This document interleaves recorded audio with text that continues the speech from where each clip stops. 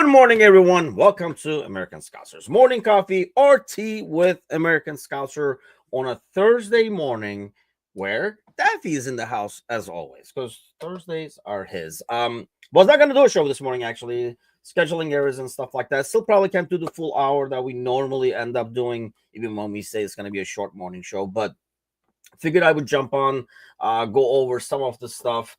Anan is in the house. Look at that. Anan following on Facebook, who's going around. What is it over there now? Going around with the stadium tour and stuff like that they did today with our boy Barack over there as well.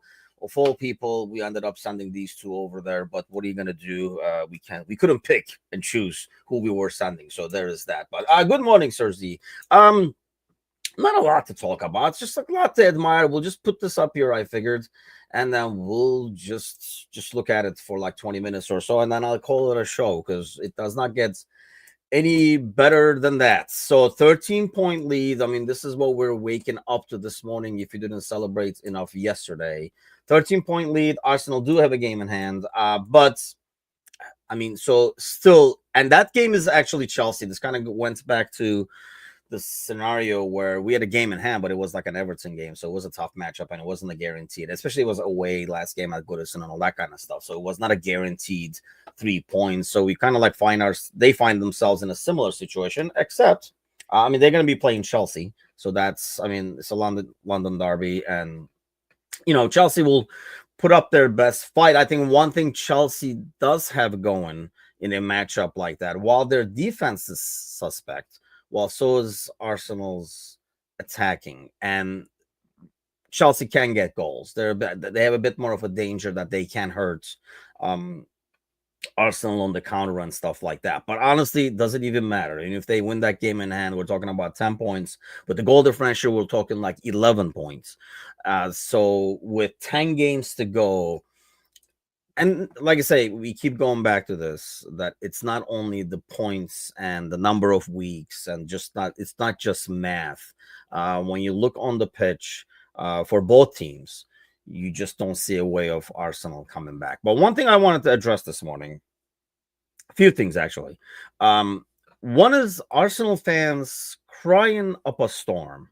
So once again, let's debunk this theory that this team, that's a good point, Wade. I mean, they have something to play for on top of that. That's true. And I think honestly, it's funny that you mentioned that, Wade, because I really think this could be a really, really boring end to the season, because I think that's going to be the only thing to watch is going to be who's fourth and fifth, because it looks like we'll be able to seal the deal. You look at the bottom of the league, Wolves are pulling away, and really they should be just looking at like how those things, same thing, right? Like not only the math part of it, but when you look on the pitch, when you have a guy like Cunha and stuff like that, they can get goals. And look at Ipswich on the other side, they're almost like finding ways to lose games at the stage. So it looks like that will be over. So the only thing to watch for the neutral, sucks to be them, is who's going to be fourth and fifth. So I think they're not looking. I mean, if we're outside looking in, we probably want some kind of a battle up top, some kind of a battle down below, because we're junkies of the sports and the league, and we would watch it. But I think yes, it is going to be a boring end to the season. Are we allowed to be excited? Yeah, I mean, even you should not be nervous anymore, Sergio. I just feel like I'm not, and I do think again, it's not the math part of it. The math part of it would make me nervous. I'm not nervous mainly due to like what I'm seeing out there, how we're playing. Our next game is against Southampton. And so that, in a week or two over here, we're going to have like even games. And with 9 games to go, I guarantee you we're going to still have like probably like a 13-point lead or something like that, even when the games are even. So the beauty of this is, and I've been talking about this, that we might be able to rotate for the Champions League. We're talking with the boys in the post-match as well. But the beauty of it is, I just want Jesus' whiny face. Hopefully he'll be healthy enough to give us the guard of honor at Anfield. I just hope he's healthy. Or even if he's on the side, I want his whiny face giving us the guard of honor one way or the other. And Arteta's Lego head out there clapping is what I really want to see. But let's get to that, because I see a lot of crying and whining from Arsenal fans all over the place. Even I was giving shit to Alan from our panel show yesterday that, number one, can we get rid of this notion that, like this illusion that they're trying to create, that this was such a great attacking force, all these injuries and stuff. It was never a great attacking force. I understand the injuries hurt and it does not help the cause. And I get, yeah, I mean, yeah, if Mo goes out, which I would not put Mo and Saka in the same sentence, but yeah, if Mo goes out, we would struggle too and stuff.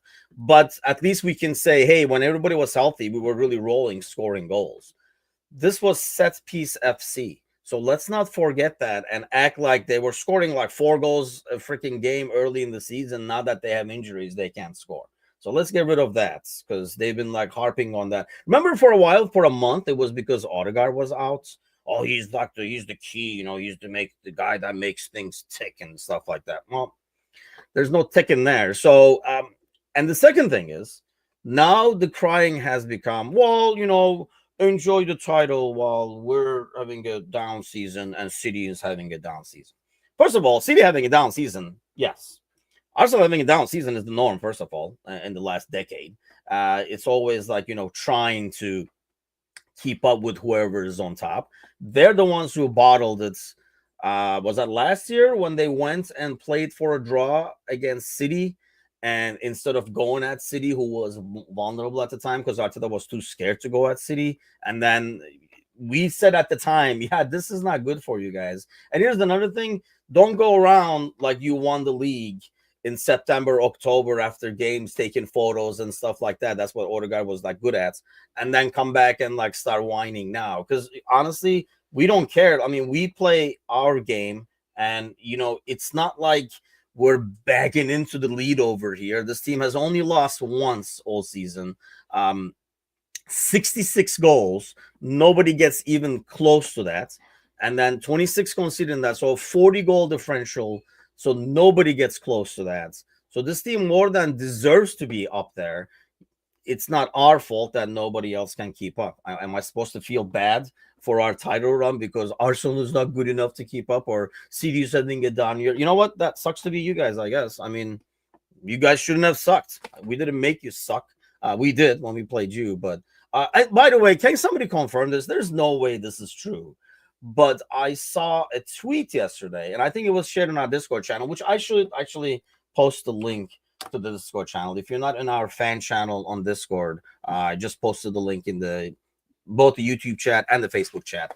So you can just kind of click on that and hop on board. Because somebody put that about that, like him saying how they fared against Forest, comparing it to how we fared against Forest. There's no way that quote is true. The funny thing is, I told that quote, I sent that to, in our like panel show Discord channel, and Alan was like, well, I mean, he's right and stuff like that. There's no way. And if my manager said that, I would rip his Lego head off, because I mean, that's just like ridiculous. I highly doubt he said that, but I have not gotten to confirm that they're a better team, because you can just see that they got more points against Forest than we did and stuff like that. So, I mean, honestly, you look at the top over there, the only team we struggle against is Forest, really, oddly. And that was a game that we really dominated on. They won an away goal.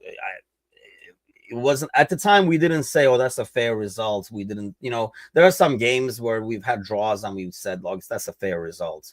Like the Villa game, I thought that was a fair result. But I don't think it was. Like the Forest game was not a game where we said like, oh, we didn't deserve anything, apart from people who are always bitter when we lose points, saying like we deserve nothing. I thought that game we did deserve definitely more, if not a win, a draw, and then a wonder goal. Really, it was a great goal on the counter that we conceded and lost to. So I mean, this is a team that's 20 wins, 7 draws, and a 1 loss all season. So Arsenal fans can be as bitter as they want, but I think it's misdirected. And it's, they still, like, some of them are like, it's not over until it's mathematically over. I don't know. Like, would we say that? I don't think I God knows Thursday wouldn't say that, but I don't know if I would say that if it was reversed. I guess we would say it's not over till it's over, but it's pretty much done, I think is what I would say. I mean, you would finish that with, but it's pretty much done. You wouldn't say, you never know. It's come on. Just again, not just math. Look at what's going on the pitch over here. City down season was inevitable, only a matter of time. Yeah, and I really do think, I mean, this is like an interesting chat. I think we were talking about it on the panel show as well. And I think we talked about it on Monday, I believe, too, in terms of them spending the money in January. I don't know what that signals. Like the amount of money that City spent. I guess we're gonna find out this summer, or as things like progress over here. But I don't know if it was them saying, "Hey, let's roll the dice." I mean, they have the money. And we'll just get an ad inside the Sox or something like that for 150 million and pay for it somehow. But I don't know if it was, hey, we have Champions League still to go for.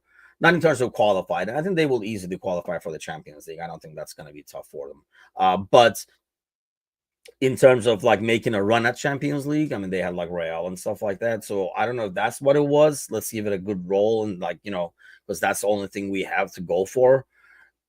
I don't know if it was a matter of we got to start rebuilding and let's start rebuilding now so we don't buy everybody in summer and have a lot of growing pains in September. Or was it we got a transfer ban coming, so we got to load up now in case we can't bring anybody in during the summer. I don't know where you guys stand on that. Just like throw in the comments and let me know. But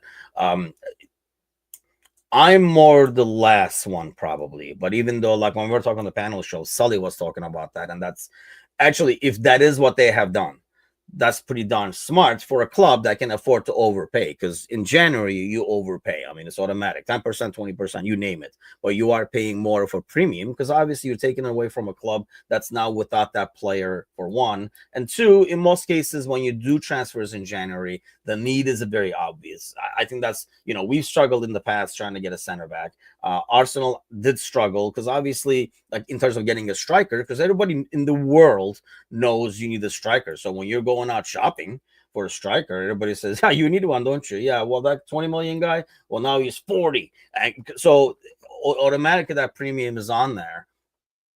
So they did pay that premium. Not that they can afford it in terms of City, but did they do it so that they can get ready and be, ready to go again come August?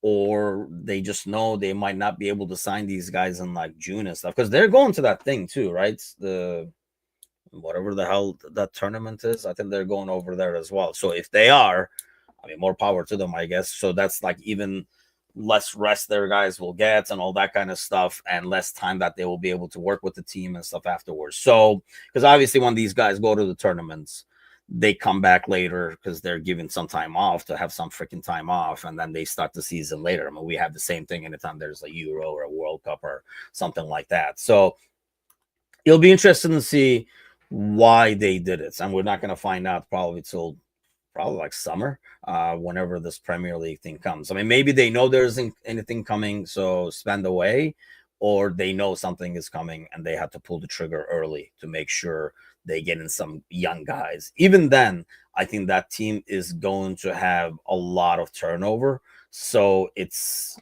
going to be interesting what they do. I like, people running out of their contracts, people, I mean, clearly aging and not good enough. But I mean, here's the thing. I think it's a lot of those guys that we look and we see our midfield just overrun them, right? I mean, you looked at Sunday and they looked old, man. They looked like when we ran the legs off of like Hendo and Fabinho and stuff like that. I was shocked, by the way, that we did not see Bernardo Silva out there. I know if he was hurt or whatever, which more, I hope he's hurt. I can't stand that dude. But I really thought, he's kind of like a pain in the ass guy to have around. He's like a McAllister type where, he's not a big dude, but he's plays pretty physical, and he's a pain in the butt in midfield in terms of like intercepting stuff, winning stuff, wins balls that you don't think he would, wins duels that even so. But I mean, they have these aging guys. I don't know if they would be able to. I mean, obviously Rory is going to come back. How is he going to be back? I mean, is he going to be back? I mean, we even saw that with Van Dyke, right? I mean, it takes usually a season before you are yourself. Was Rodri that high above that even the down season? The problem with the down in midfield, the down season where you're not yourself has, I think, a bigger impact than a center back in the back. Even a striker up top, right? Like you might have a lot of off games, you might not be as consistent, but I think midfield is a dangerous area to have that in, because it is so much more demanding. You know what, dude? He would fit there like a glove because it's a scum of a club in Galatasaray, and Bernardo Silva was a scum of a player. So they would be perfect. It would be like a match in heaven if that asshole went there. Because I'm not watching now. He signs for Fenerbahce, but yeah, don't get me started on Galatasaray. It totally deplorable, disgusting team, politically, ideologically, and this is why they hate. I mean, this is why they get along with the government now, and this is why I'm a Fenerbahce fan because it's more after the modern Turkey and stuff like that, as opposed to this ass backwards thing that they want to get going. Anyway, so don't get me going to Galatasaray politics. I'll go. This was meant to be a shorter show, so it will go like an hour and a half over here. Arsenal needed the strike in the summer, so they bought it. Yeah, I mean that's the thing. They knew. And this is another thing I'm telling Arsenal fans and like Alan and stuff like that. We're talking in the chat over there. Don't go around and make like so. I guess the main argument that we had, and I know where you guys stand with this, but like was that it's not Arteta's fault, kind of a deal. Well, he's a manager. He's not, with Slot, we can, I think, can kind of say that and say, well, he doesn't do the signings and stuff like that. But with Arteta, he is the manager, and I understand like the board has to approve stuff and all that. But why did you go get Sterling, for example? Like you felt, hey, there's a need there. We're going to need somebody there. You know who'll do the job? Sterling.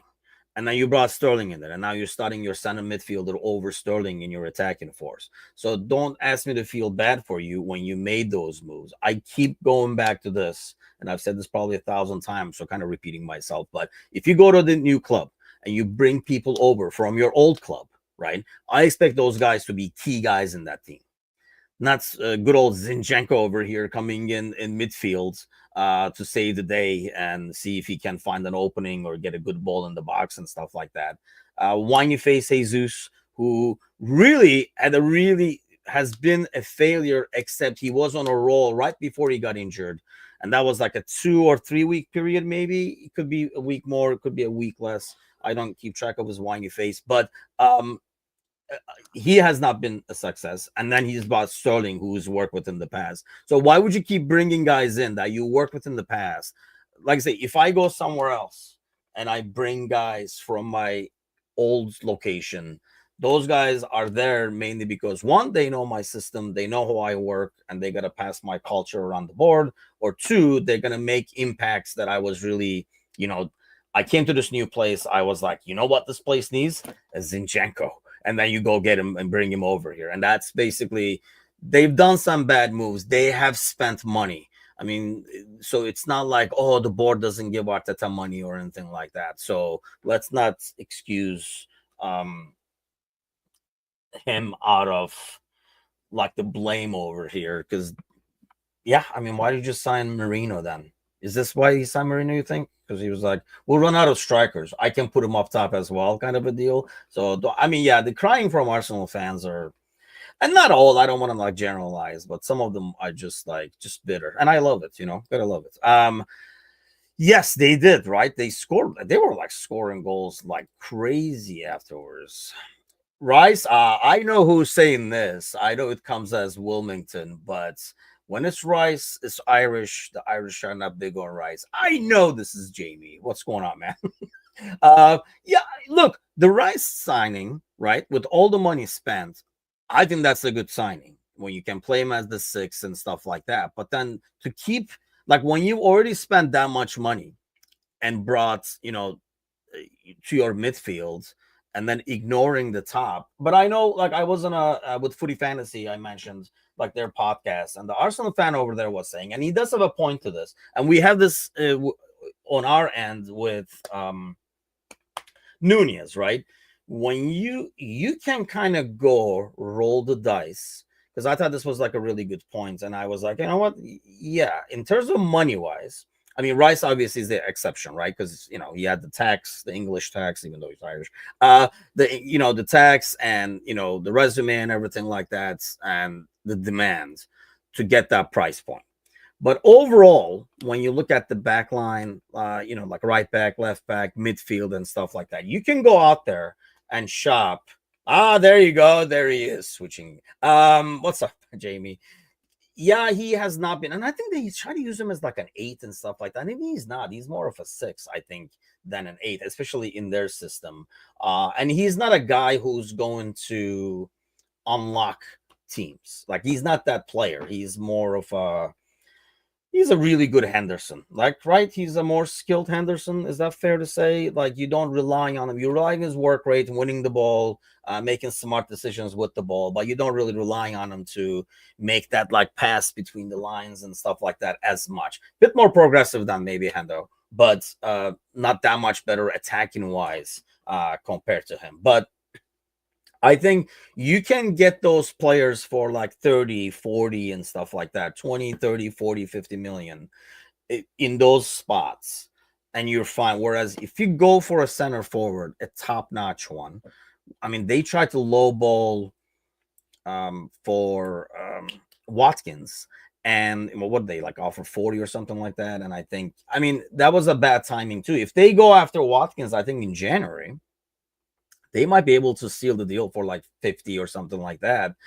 But they waited till the very end, and Villa was like, we can send this guy over there for 80. Didn't they sell the Durant to Saudis for like 80 or something like that? So they could afford to say, well, yeah, I mean, if you want him, then he's 60 or something like that. And they felt like they were being lowballed, and they didn't. They were like, they were going to sell probably one or the other anyway.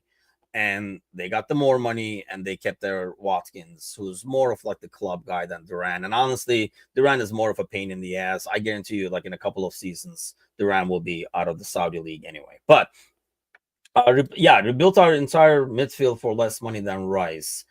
See, I think the difference there is, I think that's where we're at now, right? If you wanted to get somebody in a good team to come in and start, you got to spend that money. Like, because it has to be somebody above the rest if you're bringing him in as a starter. If you are like increasing and adding depth, I think that you can go front and say, you know what, yeah, we get this guy for 30. He's going to be depth. If he really plays well, he can kind of work himself into the starting 11, like a Gravenberg move, right? You can do that. But I think if you have an established team, which Arsenal did at the time, they just needed somebody. So I'm totally okay with the Rice move. Look, I know, Rice is not liked by some, and I know why. And I don't blame them at all, by the way. I am on that camp with like Jamie and Mecca and them and stuff like that. I mean, I don't care how good of a career move it is. You just don't change countries. You know what I mean? You just don't. If you started with one, you made that decision, you kind of stick with it. You can't just suddenly be like, you know what? Feeling a little Polish today, and then you just like freaking like change. It doesn't work like that. It shouldn't work like that. I'm kind of like against that concept. We talked about this in the past. If you start with a team, I don't know. I think the rule changed. I think it's like U21 now. Once you do U21, you're locked into that country and stuff. I don't care what you are, if you're U18 or whatever. If you went and play, I think 18 maybe should be the age. I don't know if it is now, because I know they did change it. But once you play for a country at any freaking level, that is your freaking country, buddy. You just picked it. And you shouldn't be able to like change countries. You're like, you know what? This country's team is better. So I'm really feeling that. It just doesn't. It shouldn't work like that. I think it's totally bullshit. So I understand why the Irish are not very big on Rice, and I do not blame them. I definitely understand why. Because if somebody played for the Turkish national team and then said, you know what, these Germans are better, I think I'm going to be German. I'd be like, you know what? Get the fuck out of here then, is what I would think, right? But I think I don't begrudge guys like, if you're going to do that, I think, do what Gündoğan did or Emre Can did and said, you know what, I'm good enough to make the German team. German team is better. And they're half German. They're probably more German. I mean, I have cousins who grew up in Germany because my aunt and them, way back in the day when there was a lot of Turkish immigrants going into Germany to rebuild the Germany because there didn't have any dudes left after World War II. Mesut Özil is another one. I mean, those are like my cousins are German. I mean, they're not, I mean, they're half Turkish, but they're pretty German. Like they're more German than they are Turkish. So like I can understand a guy like Özil or Emre Can or Gündoğan saying, you know what, I'm German and I'm freaking good enough to be on the German team. I'm gonna go there. So I'm okay with that. I'd rather have you do that than come play for Turkey like as a U18. You're like, man, these guys are not that good. And I am really good. I might make the German team. So you know what? German it is. I'm German. Then I would be pissed off. So I don't blame him for that at all. I think that's bullshit. All that Irishness aside, I feel like once the English side became a thing for him, he wasn't able to meet that level. I don't know though, because I mean, he got that tag as an English player. I know what he means, but I know what you mean, Jamie. But I still think, I mean, he's a really good player. I don't like that aspect of it. I mean, obviously, it doesn't hurt me as much because I'm not Irish. But I think it does not. It has not affected his play at all. I think your view of him, and maybe because of your view of him, you're wearing different colored glasses when you look at him, and I think that's fair. I'm not, counting that against you, but I think that's more what that is. I think he's been like a really good player, and he's only gotten better with years.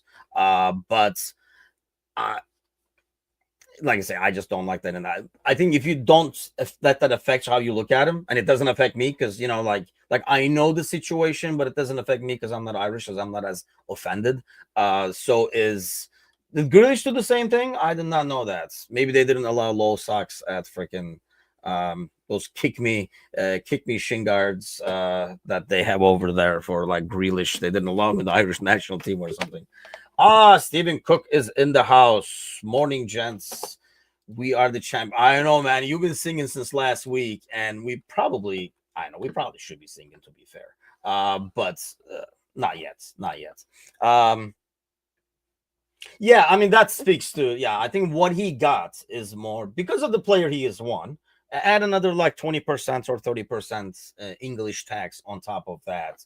And he's going to London, Arsenal, and all that kind of stuff. I mean, so I think that's where the price tag comes from. Look, I mean, Caicedo was the same money and stuff, right? And at the time, we said, well, not all the Irish boys, but most of us said, yeah, we'd love to have Rice replace Hendo at that time. Because I do think he fits, for example, I would not want Rice now. I think Rice fit that midfield, the club midfield, the blue collar midfield, in terms of ball winning and stuff like that, but not as comfortable on the ball as a McAllister, Gravenberch, and Szoboszlai. I think the profile we need for midfield has changed now. But back then, yeah, I mean, I think most of us would have taken Rice in the starting 11 for us, like replacing Hando and stuff like that. I think that ship has obviously sailed. But Berlin has a huge Turkish. I mean, really, entire Germany has a huge Turkish population.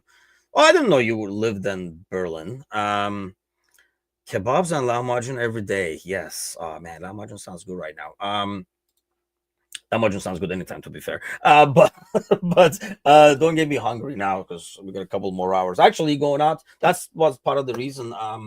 Going out to lunch, meeting Jazzy up by the airport. She's in Milwaukee, so we're kind of like meeting right in the middle. But so meeting Jazzy and what would we be considered, the future brother? I mean, and that's future son-in-law, perhaps. So yeah, the steady boyfriend. So we're getting together for lunch over there. So don't get me hungry now. I got another freaking 2.5 hours before I eat over here. But I did promise some contract news, so I will deliver some contract news, and you will not find it anywhere but here at American Scouser that we have a signing announcement over here. That's it. That's all you get. We have signs. The Dom lookalike, or like Emerim has now signed for us. Barak and freaking Dom lookalike Anan over there being. By the way, Anam put up if you're not following us on TikTok, you should follow us on TikTok. And he did put a TikTok yesterday, and we will be posting more content over there because that seems to be the age. But yeah, this is the only contract news coming in over here. Is Anan Barak signing Anan for another year? Mind you, it's the pending the approval of the board. And as the board, I don't know if I'm going to approve that or not, but we will see. Had the best kebabs in Amsterdam. Honestly, it was probably a Turkish joint. That's when you have, I know in the US now, right? If I know a place is legit, is the menu. The menu tells you everything, people. If you go to a Turkish restaurant over here and they have like shrimp and shit, get the hell out of there. Because that's not, Turkish. They basically like putting stuff. If they have like chicken fingers and stuff like that in the menu, get the hell out of there because you're not in a Turkish joint. You're not in the proper kebab place. So I think that's like the biggest thing I notice here now is you got to look at the freaking menu and kind of like decide accordingly.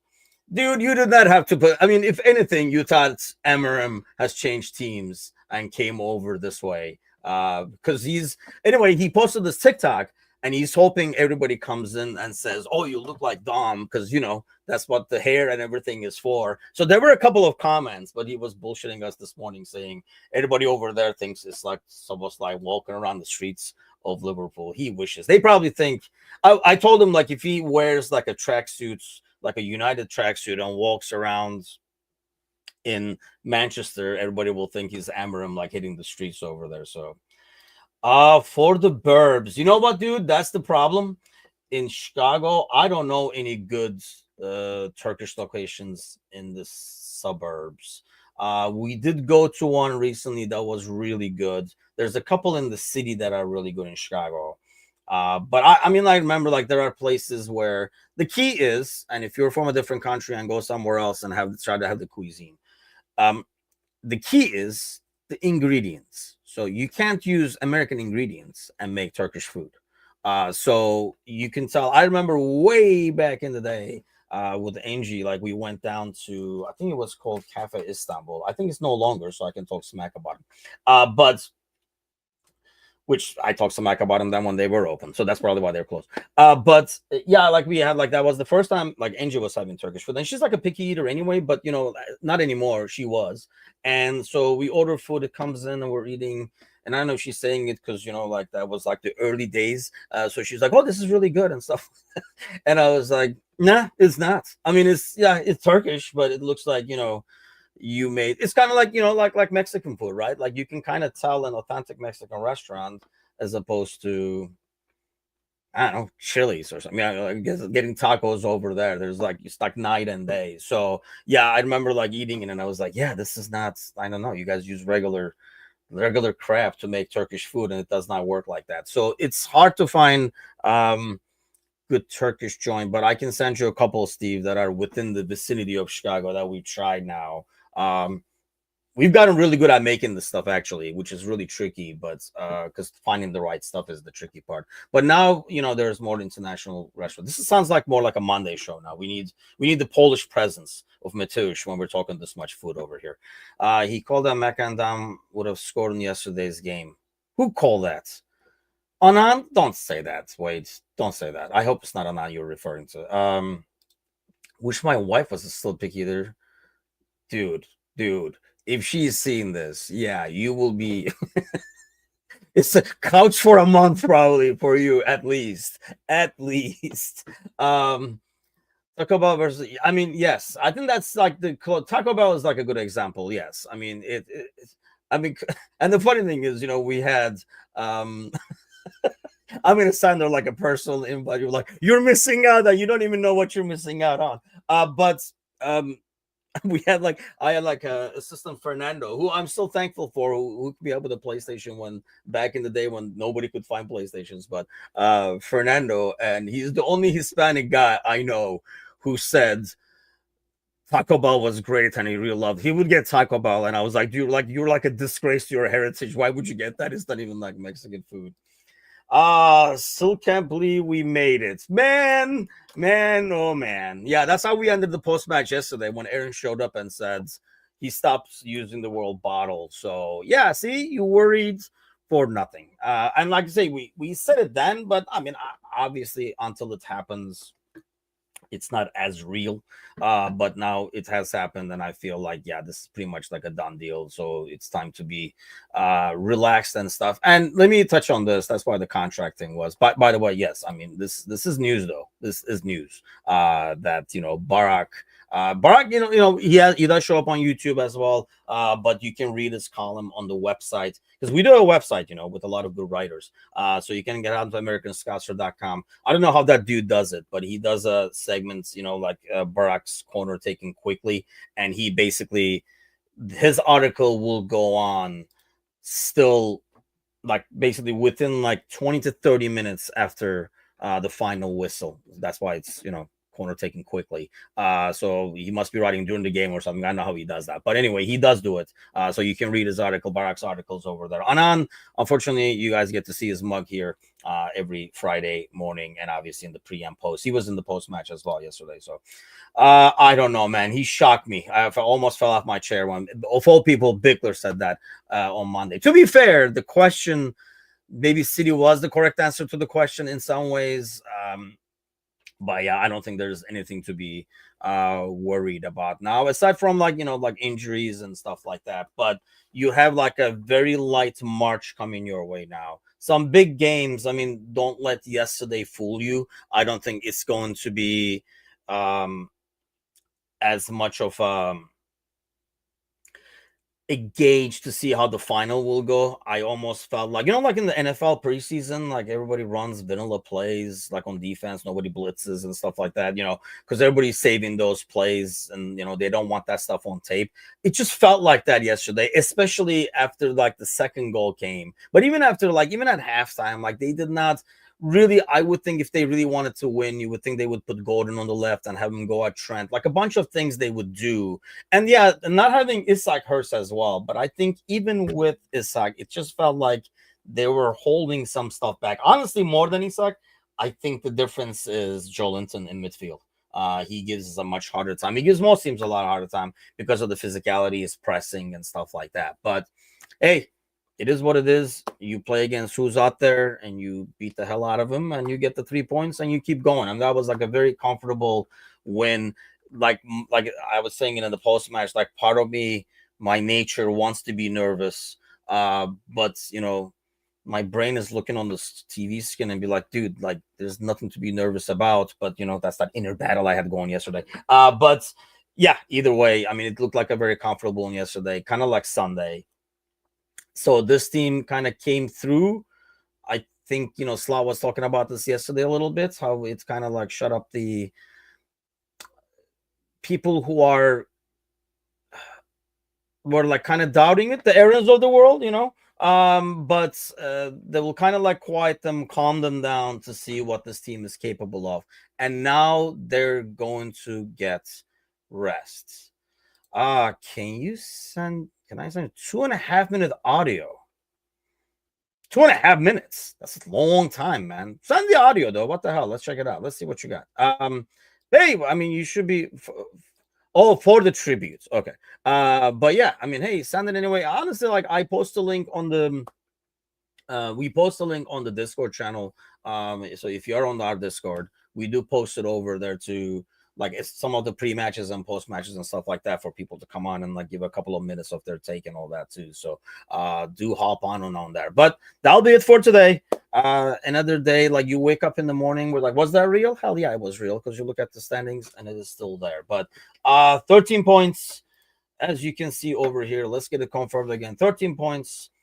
One extra game, 10 games to go. That's all that matters in terms of the game in hand and all that kind of crap. Up by, at the minimum, 11 points if you look at it, and 10 games to go. So there's no way, the way this team is playing and the way Arsenal playing, I think that's a danger. But we'll wait till it's mathematically done, and then we'll bring out the champagne and stuff like that. But hopefully Ramadan will, I mean, not that Cersei drinks, by the way, but at least hopefully Ramadan will be over. So if it is midday, you can still celebrate something over there. But that's it for me today. Do join the boys tonight. on the tonight's podcast, 7 o'clock Central, 8 o'clock Eastern. They'll do their regular shenanigans. I'm sure they'll talk about the title race and all this kind of stuff as well. But have an excellent Thursday. I'll go have lunch in a couple of hours over here since Thursday got me hungry, and find you guys kebab places to eat. Have an awesome day, people. Take care.